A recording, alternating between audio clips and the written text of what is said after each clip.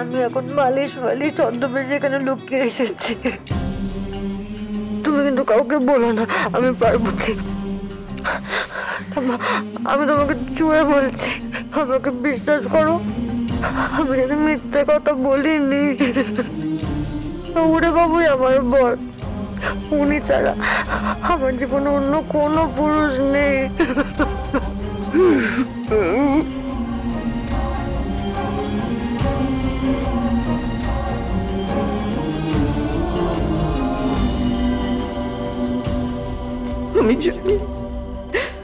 আমি জানি তুই মিথ্যে বলিসনি। পারোকে হারিয়েছি, কিন্তু তোকে আর হারাতে পারবো না রে পার্বতী, তোকে আর হারাতে পারবো না।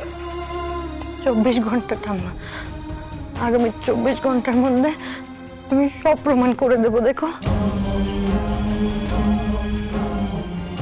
24 ঘন্টার মধ্যে করে দেবো।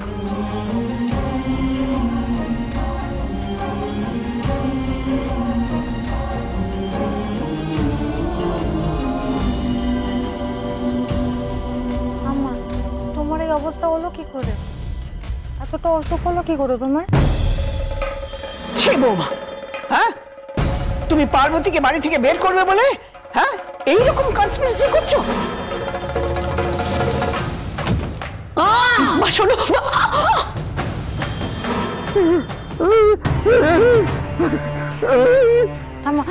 তুমি শান্ত হও, তুমি শান্ত হও। কি হচ্ছে বলো, তুমি কিছু বলতে চাইছো?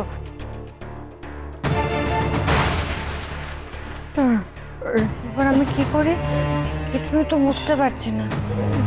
ও ঠাম্মা তুমি শান্ত হও, তুমি এরকম করো না। আমি দেখছি কি করে তোমাকে সাহায্য করতে পারি। তুমি শান্ত হও।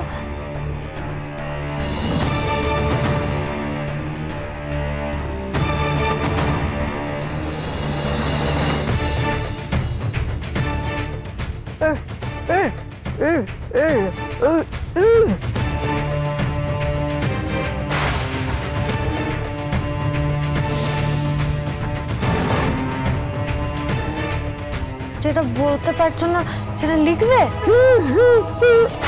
আচ্ছা দাঁড়াও।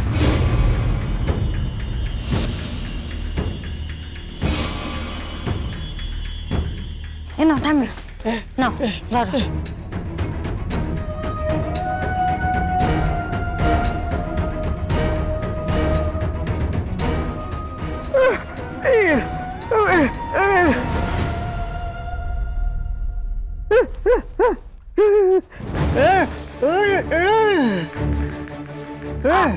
আমি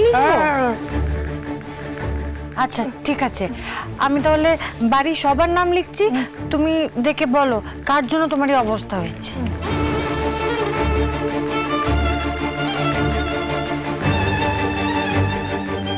দেখো তো ঠাম্মা, এই দুষ্ট লোকটা কি না, বাড়িতে না থাকলেও তো লুকিয়ে বাড়িতে আসতেই পারে। তোমার কি মনে হয়? ও চশমা চশমা, দাঁড়াও দাঁড়াও, এই যে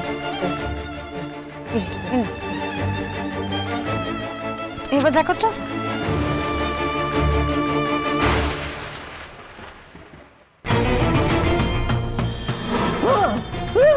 রনো, তুমি আবার এই বাড়িতে এসেছো?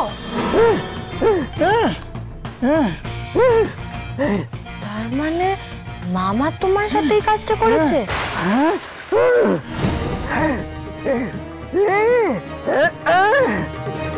তবে কেন জানি না মনে হচ্ছে শুধু মামা নয়, এখানে অন্য কেউ থাকতে পারে। কেমন একটা ষড়যন্ত্রের গন্ধ পাচ্ছি। মামার ছাড়াও আরো কেউ আছে? আচ্ছা আচ্ছা, আমি আরো নাম লিখছি। হ্যাঁ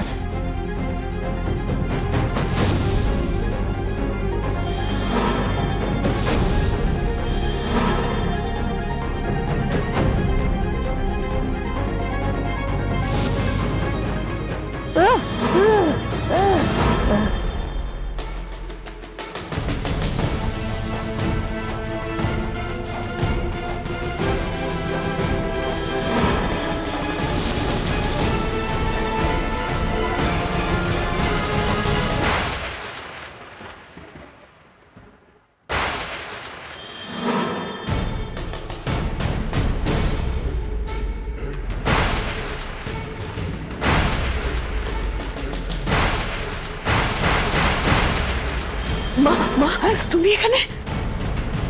ছে বৌমা, হ্যাঁ তুমি পার্বতীকে বাড়ি থেকে বের করবে বলে হ্যাঁ এইরকম কনস্পিরেসি করছো? তার মানে তুমি মায়ের কথা বলছো?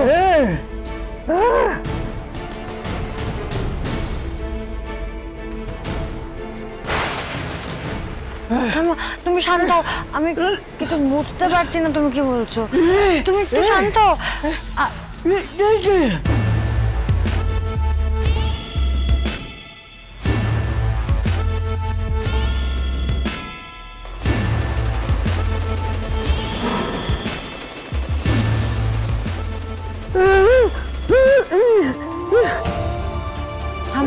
তুমি শান্ত হও, তুমি শান্ত হও একটু। তোমার এই দুর্দশা যারা করেছে তারা পার পাবে না, দেখো ওদের আমি শাস্তি দেবই। বলে বাবা ওদের ক্ষমা করবে না, তুমি দেখো। তুমি একটু শান্ত হও ঠাম্মা। তুই এসে গেছিস পার্বতী, এবার আমি ঠিক তোকে ধরে উঠতে পারবো। তুমি অস্থির হও না ঠাম্মা। ঠাম্মা ওঠো না, ঠাম্মা শুয়ে থাকো। ঠাম্মা ঠাম্মা কি করছো তুমি?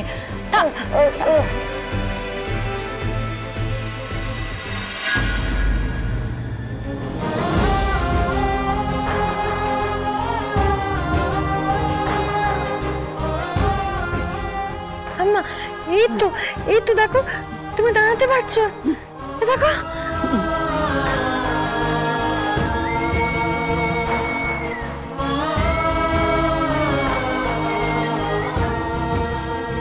দেব,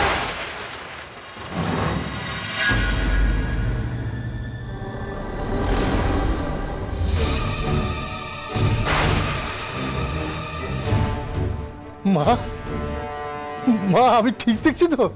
তুমি উঠে দাঁড়িয়েছো? দেব, পূর্বা, রাতুল, শ্রেয়সী, অনামিকা, আরে কোথায় তোমরা? তাড়াতাড়ি এসো, দেখো কি কাণ্ড হয়েছে। মা উঠে দাঁড়িয়েছে। আরে কি হলো কি? কোথায় সবাই? আরে এই তো দেব, আয় আয় আয়, দেখ কি কাণ্ড হয়েছে।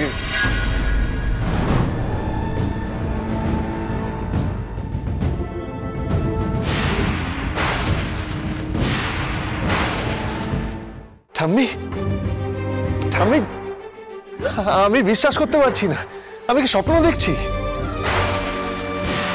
সর্বনাশ, বলেছিলাম না আমার হাতে জাদু আছে। সত্যি তাই, তুমি একটা মিরাকেল ঘটিয়েছো। তুমি তো সত্যিই জাদু জানো,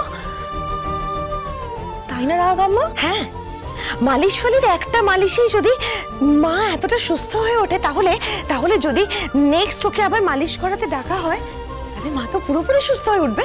তাই নাকি রাঙা? মালিশ ফালিকে এতটা ক্রেডিট দেওয়ার দরকার আছে কি? আমার তো মনে হচ্ছে পুরোটাই কোইন্সিডেন্টাল। মা এত ওষুধ খাচ্ছেন, তার রিয়াকশন। মালিশ ফালির জড়িবুটি তেল ফেলের মধ্যে কিচ্ছু নেই।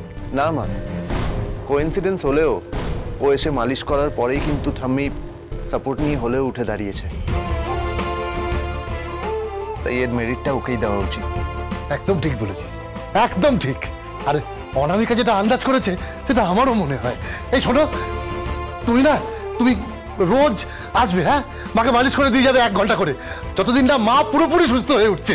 এত বড় একটা ডিসিশন একা একা নিয়ে নিচ্ছ?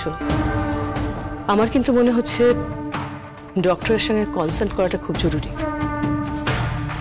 অনেকক্ষণ দাঁড়িয়ে আছেন আপনি, এবার একটু বসুন তো। আসুন আসুন বসুন, দেখে এসে আসুন।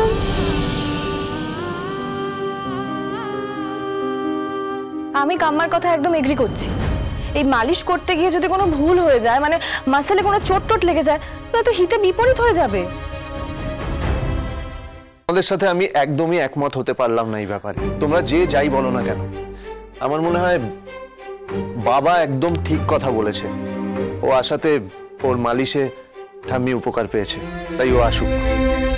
উপকার হবে কিনা বলতে পারছি না, তবে ও কিন্তু ডেফিনেটলি একটা ম্যাজিক দেখিয়েছে।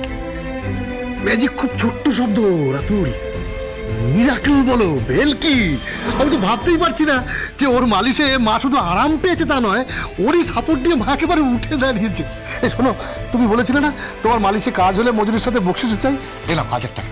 খুশি তো? করো? আমি কি করে টাকা নিই? তুই তুই কথা দে আমাকে, রোজ আসবি। না, এই মালিশওয়ালিকে বেশি আসতে দেওয়া যাবে না। ওর হাতের গুণে মা হয়তো সত্যি সত্যি ভালো হয়ে যেতে পারে।